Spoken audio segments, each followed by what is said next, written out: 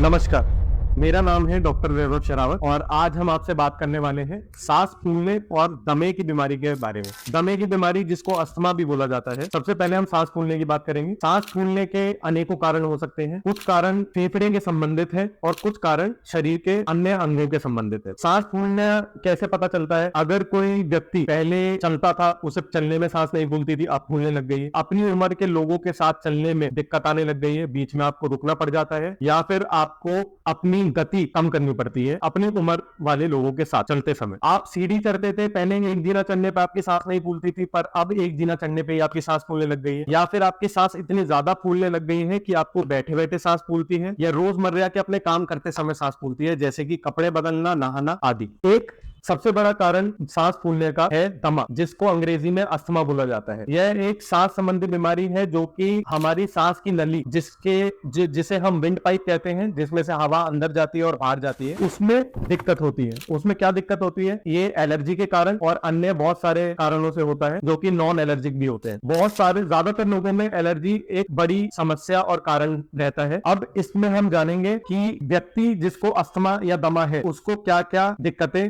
होती। सबसे ज्यादा बड़ी दिक्कत है सांस फूलना। दूसरी है शरीर से, छाती से सांस लेते समय साए साए सीटी की आवाज आना। दूसरा है खांसी, जो कि ज्यादातर सूखी खांसी होती है, वो बलगम के साथ भी हो सकती है। इसके अलावा छाती पे दबाव महसूस होना, जैसे छाती में कुछ कसावट महसूस होना आदि। ये बीमारी जो अस्थमा है, इसको हम डायग्नोस कैसे करते हैं? कैसे हमें पता लगेगा कि ये अस्थमा है? अस्थमा के मरीजों में जो भी दिक्कतें हैं वो किसी एक समय पे ज्यादा परेशानी देती है। कुछ लोगों में बिल्कुल सुबह उठते के साथ ही सांस ज्यादा फूलना, खांसी ज्यादा होना। कुछ लोगों में रात सोते समय उन्हें सांस में बहुत दिक्कत होती है। तो अस्थमा जो है किसी एक समय पे ज्यादा परेशानी देता है मरीज को। दूसरी चीज, मौसम के साथ बदलना। मौसम बदलने के साथ कुछ मरीजों को जो अस्थमा संबंधी दिक्कतें वो बढ़ जाती है। अब इसको डायग्नोस कैसे करते हैं? पीएफटी पल्मोनरी फंक्शन टेस्ट नामक एक जांच होती है, जिसको स्पायरोमेट्री भी बोलते हैं। यह एक यंत्र होता है जिसमें हम सांस फूंकते हैं। इससे हमें पता चल जाता है कि मरीज को अस्थमा है या नहीं। ये बहुत सारे हॉस्पिटल में उपलब्ध है। इसके बाद हम बात करेंगे अस्थमा यानी दमा के ट्रीटमेंट की। अस्थमा में ट्रीटमेंट जो है वो सबसे पहले है इनहेलर या फिर सूखने वाले कैप्सूल या फिर नेबुलाइजर के रूप में। इसमें दवाई जो जाती है उसका काम ये रहता है कि वह हमारी विंड पाइप यानी सांस लेने की नली को, सूजन जो है उससे राहत पहुंचाए। जो हमारी सांस लेने की नली है, एक